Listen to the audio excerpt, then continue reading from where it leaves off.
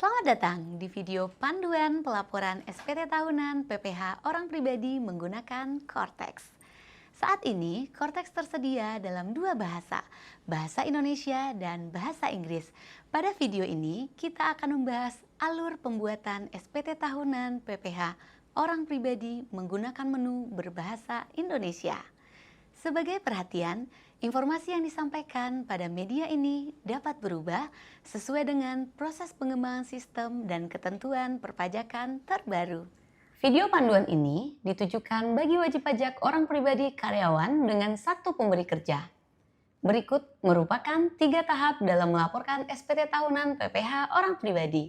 Pertama, siapkan dokumen pendukung. Kedua, login dan buat konsep SPT tahunan. Ketiga, isi dan sampaikan SPT tahunan. Selanjutnya, tahap pertama, siapkan dokumen pendukung.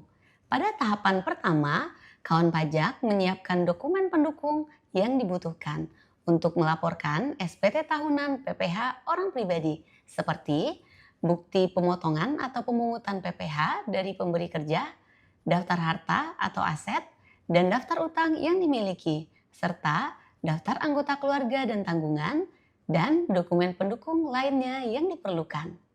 Berikutnya, tahap kedua, login dan buat konsep SPT tahunan. Untuk login ke aplikasi Cortex, silakan kawan pajak kunjungi laman www.cortexdjp.pajak.go.id. Kemudian, pada laman login, silakan isikan NPWP 16 digit orang pribadi atau NIK.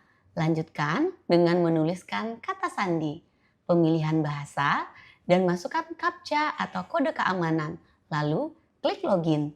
Unduh dokumen bukti potong yang sudah diterbitkan oleh pemotong PPH pada portal wajib pajak.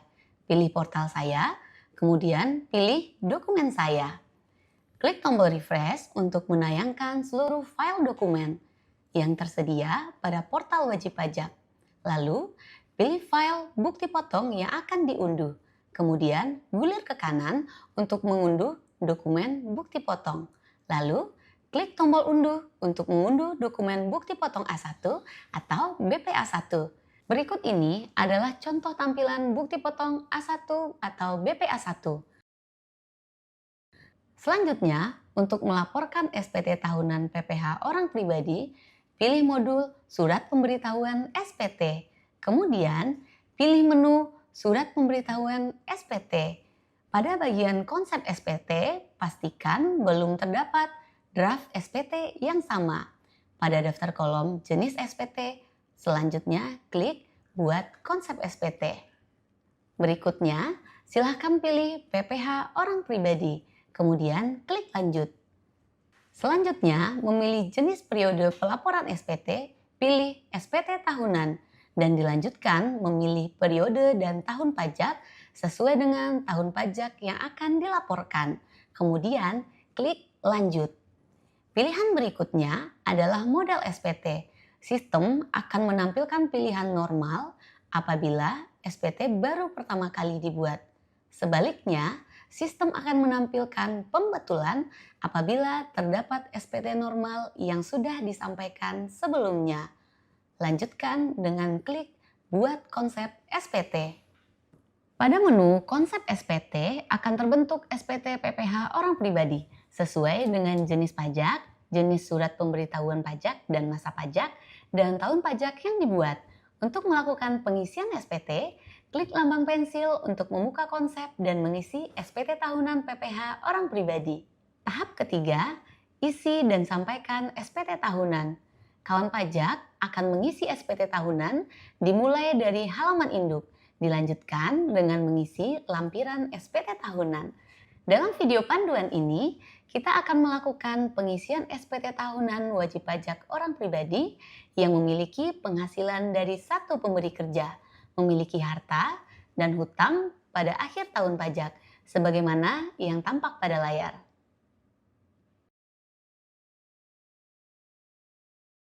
Pengisian halaman induk SPT.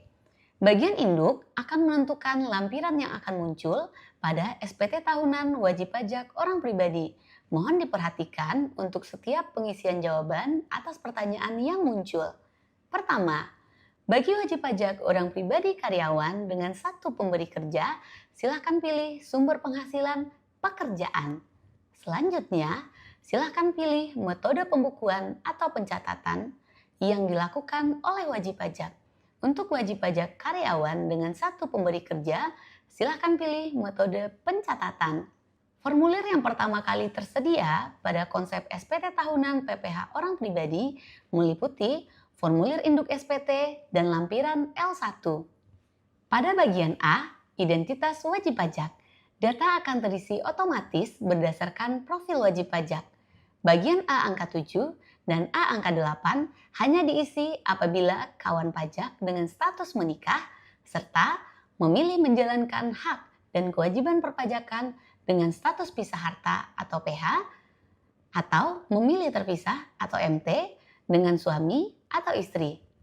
Berikutnya, pada bagian B, ikhtisar penghasilan neto.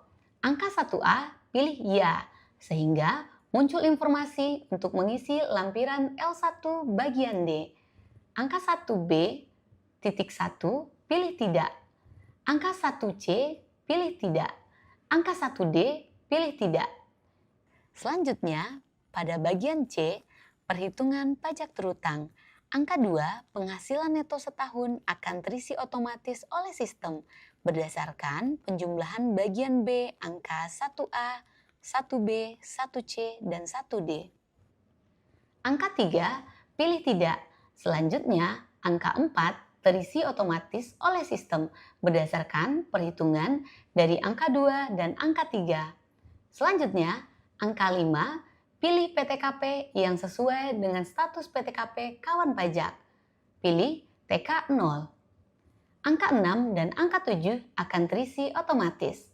Angka 8, pilih tidak dan angka 9 akan terisi otomatis. Pada bagian D, kredit pajak. Angka 10A, pilih ya.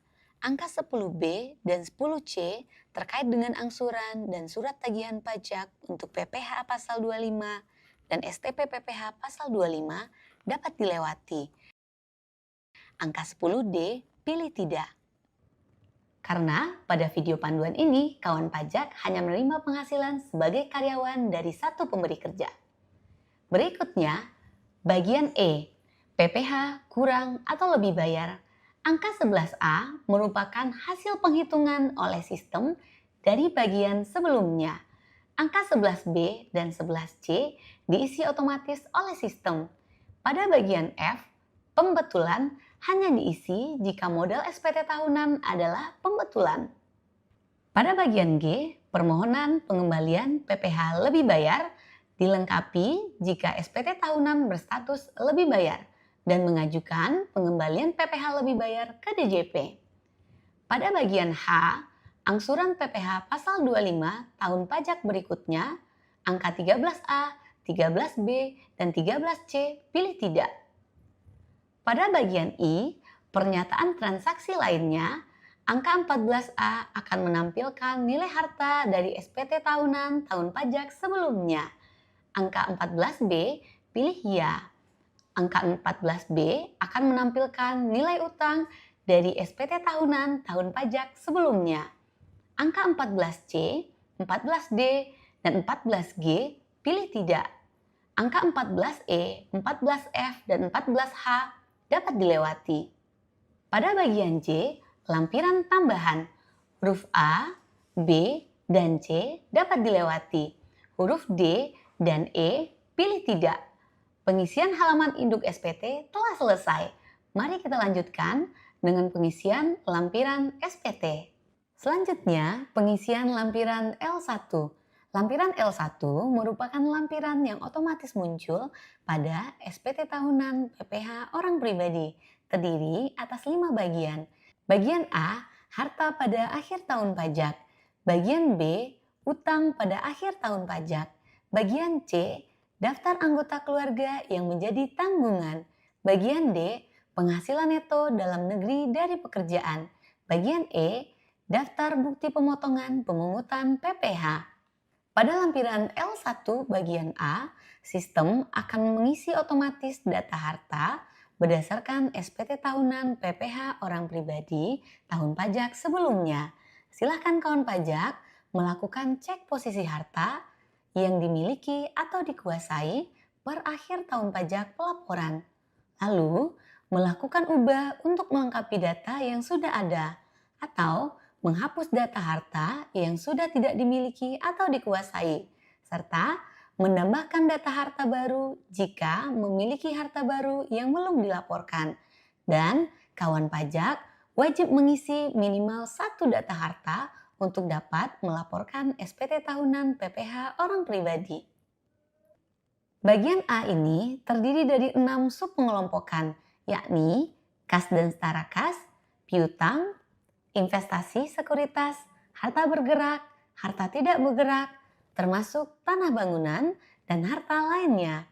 Sesuai ilustrasi kasus, terdapat harta berupa kas dan setara kas berdasarkan data pada SPT tahunan tahun pajak sebelumnya. Untuk mengubah nilai harta sesuai dengan kondisi akhir tahun pajak pelaporan, silakan klik lambang pensil. Akan muncul formulir yang harus diisi untuk melengkapi data harta. Pada bagian deskripsi, pilih jenis harta yang sesuai, serta melengkapi isian data yang diminta, lalu klik simpan. Selanjutnya, klik tombol tambah untuk mengisi harta yang diperoleh pada tahun pajak 2025. Perlu diketahui, selain secara manual, kawan pajak dapat mengisi daftar harta dengan metode impor data pada tombol impor data. Adapun template file impor dapat kawan pajak unduh dari laman www.pajak.go.id/kortek. Selanjutnya, gulir ke bawah menuju bagian B, utang pada akhir tahun pajak. Sama dengan sebelumnya, sistem akan mengisi otomatis data utang berdasarkan SPT tahunan tahun pajak sebelumnya. Jika kawan pajak memiliki utang berdasarkan SPT tahunan tahun pajak sebelumnya, silakan melakukan ubah data untuk menyesuaikan nilai utang per akhir tahun pajak pelaporan atau menambah data utang jika memiliki utang baru yang belum dilaporkan. Sesuai dengan ilustrasi kasus, wajib pajak hanya memiliki utang baru yang diperoleh pada tahun pajak 2025. Untuk memasukkan data utang, silakan klik tombol tambah. Kemudian, lengkapi data formulir yang diminta. Lalu, klik simpan. Berikutnya, lampiran L1 bagian C. Bagian ini wajib diisi dan dilampirkan untuk melaporkan daftar anggota keluarga yang menjadi tanggungan wajib pajak sesuai data yang ada pada sistem administrasi Direktorat Jenderal Pajak dan diperhitungkan dalam perhitungan PTKP. Sistem akan mengisi otomatis data anggota keluarga berdasarkan data unit keluarga pada informasi profil wajib pajak. Apabila data tidak sesuai, kawan pajak dapat mengubahnya melalui modul portal wajib pajak, lalu ubah pada menu unit pajak keluarga. Selanjutnya, gulir ke bawah bagian D, penghasilan neto dalam negeri dari pekerjaan. Bagian ini akan terisi otomatis berdasarkan BPA1 yang telah diterbitkan oleh pemberi kerja. Dan kawan pajak dapat menambah data penghasilan dari pekerjaan lain jika diperlukan dengan klik tombol tambah. Sesuai dengan ilustrasi kasus, untuk nilai penghasilan neto yang berasal dari satu pemberi kerja telah terisi secara otomatis sehingga tidak perlu ditambahkan secara manual. Berikutnya bagian E, daftar bukti pemotongan pemungutan PPh. Bagian ini akan terisi otomatis berdasarkan jumlah pajak penghasilan yang telah dipotong oleh pemberi kerja sesuai dengan BPA1 yang telah diterbitkan. Apabila kawan pajak memiliki bukti pemotongan atau pemungutan lain, maka kawan pajak dapat melakukan penambahan dengan melakukan klik pada tombol tambah. Sesuai ilustrasi kasus pada video panduan ini, bukti pemotongan hanya bersumber dari satu pemberi kerja telah terprofil otomatis sehingga tidak perlu dilakukan penambahan. Pengisian lampiran sudah selesai. Silakan kawan pajak untuk kembali ke halaman induk untuk melakukan submit SPT tahunan PPh orang pribadi. Namun, Sebelum melakukan submit SPT, pastikan data yang muncul pada formulir induk SPT sudah sesuai. Selanjutnya, pengisian pernyataan dan submit SPT. Pada bagian K, pernyataan. Silakan centang pernyataan. Selanjutnya, klik bayar dan lapor. Akan muncul notifikasi sebagai berikut. Kawan pajak dapat menutup notifikasi tersebut untuk melanjutkan pelaporan. Selanjutnya, kawan pajak harus menandatangani dokumen SPT. Pada bagian penyedia tanda tangan, pilih kode otorisasi DJP. Kata sandi penandatanganan silahkan diisi dengan paspres yang telah kawan pajak buat sebelumnya. Lalu, klik simpan dan klik konfirmasi tanda tangan. Status SPT tahunan akan otomatis menjadi dilaporkan. SPT yang telah berhasil dilaporkan akan muncul di menu SPT dilaporkan. Kawan pajak dapat mengklik ikon mata untuk melihat isi SPT. Lalu, klik tombol hijau untuk mengunduh tanda terima pelaporan SPT atau bukti penerimaan surat. Atau klik tombol merah untuk mengunduh SPT dalam bentuk PDF. Selamat! Kawan pajak telah berhasil melaporkan SPT tahunan PPh orang pribadi menggunakan Cortex. Jika kawan pajak masih memerlukan bantuan, silakan kunjungi www.pajak.go.id atau hubungi Kring Pajak 1500 200. Subscribe YouTube channel @ditjenpajakri untuk menyimak video panduan lainnya. Pajak tumbuh, Indonesia tangguh.